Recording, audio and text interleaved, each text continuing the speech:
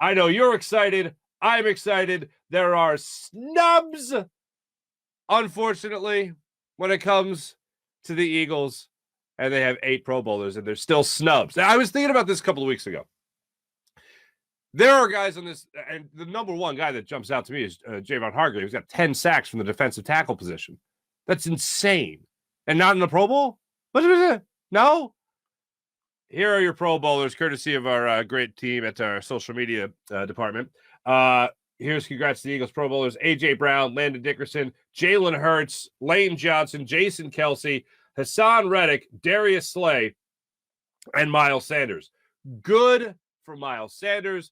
Good for Darius Slay. And how about 3/5 of your offensive line? 3/5 of your offensive line are Pro Bowlers. Arguably, and this is where I'll say they're the two biggest snubs, in my opinion. Without question, it's Javon Hargrave. The season he has had has been incredible. You look at the way he has played the DT position before the influx of talent here with Linval Joseph and Ndamukong Suh, and while Jordan Davis was out, he has really helped hold down the fort. For him not to be there is a bush league. Hassan Reddick certainly earned, love it. It should be on there. That's not another 10 plus sack season for him. All the credit in the world to him. But when you look at a defensive tackle getting those sack numbers, that's pretty special, especially when you talk about a team that doesn't blitz a lot. When you talk about, and we'll hear from Jonathan Gannon a little bit later in the show on how that pass rush is getting home a lot more than what we're used to seeing.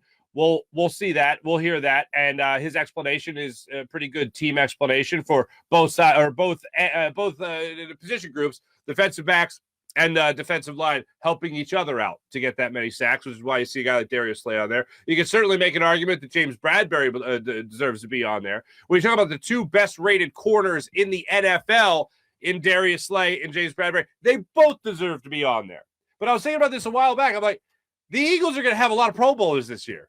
I didn't think it would be the most in the NFL, but I thought it had a really good chance of being the most in the NFL. And there should still be more.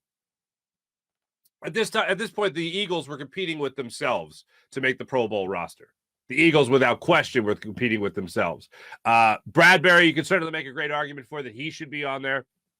You could certainly make a good argument that C.D. Deuce, Charles Gardner-Johnson should be on there, still leading the NFL in interceptions with 6. And he's not on the Pro Bowl roster. I understand he's hurt. He's on IR, but he can certainly make the argument that he should be in there.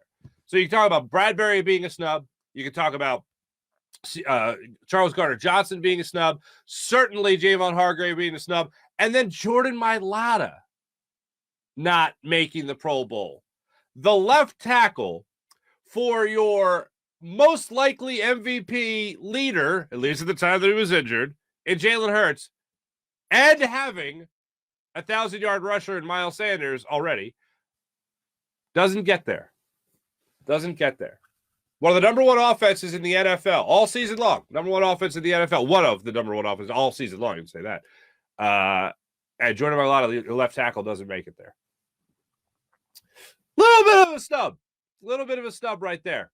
It was going to be stiff competition, not with other teams and players, but your own players in the Philadelphia Eagles. That's how good the Eagles are. Their best competition isn't from outside the team. Their best competition is inside the NovaCare complex for making the Pro Bowl. Ridiculous. Yes, me, ridiculous. The big snubs, without question, I think. Hargrave's number 1. I think Bradbury's number 2. I think C.D. Deuce, I think they look at the injury and they say thanks, but no thanks. He's out, even though he has the most interceptions. And then Jordan Mailata, I'm amazed. Still, with 3/5 of your offensive line making, and I thought Jordan Mailata was going to be the one to actually be on there as well. Not the case, unfortunately. So good on the Eagles once again for all the guys that they were able to get into that Pro Bowl. And Jason Kelsey will just, no kidding, as expected. Good for him. Good to see that. Really, I have been pretty blown away with what we've been able to see for the most part. I mean, offensively, I expected with A.J. Brown, once that addition was made, I expected offensively there to be some pretty good things happening with the Philadelphia Eagles and their offense. Defensively, I didn't know what to expect. Like I had a lot more confidence in Jalen Hurts taking a big step forward in his second year as a starter than I did as Jonathan Gannon having a top-ranked defense with these players. And Hassan Reddick coming in here obviously is a great thing. Getting CD Deuce in here for the time that you had him, that was a great thing. Bringing in the influx of talent that I mentioned already on the defensive line, that was great. But going into the season, all right, Hassan Reddick, James Bradbury, all right, that's great. Kazir White, that's great as well. But how's Jonathan Gannon going to be using these guys? Is he just going to be waiting for the quarterback to make a mistake, or is he going to try to force the quarterback into making a mistake? Is he going to have these guys be aggressive? What's he going to do with this defensive line? How is Jonathan Gannon going to use all these beautiful new tools in his tool shed? They have the most sacks in the NFL. So although they might not be a result of old school blitzing, Jim Johnson blitzing or anything like that, might be more of a result of rushing 5, only rushing 4, running games in the line of scrimmage, whatever it might be. His guys are getting home, and they have more sacks than anyone in the NFL. I did not think that was going to be a true statement. If I was going to say that this year, if I told you last year, hey, next year I'm going to say that, I'd be like, I'm probably lying to you. If I was going to tell you that they lead the NFL in takeaways, no, impossible. You're talking about a bottom feeder team last year in sacks, a bottom feeder team last year in takeaways, and now they're the best in the NFL. How does that happen? Influx of talent is the number one thing that jumps to mind. Jonathan Gannon actually using them properly, using them in a way that actually benefits everybody. And it's not just the influx of talent on that defensive line. It's not just that. It's also the fact that you got James Bradbury and Darius Slay holding down the fort on the outside.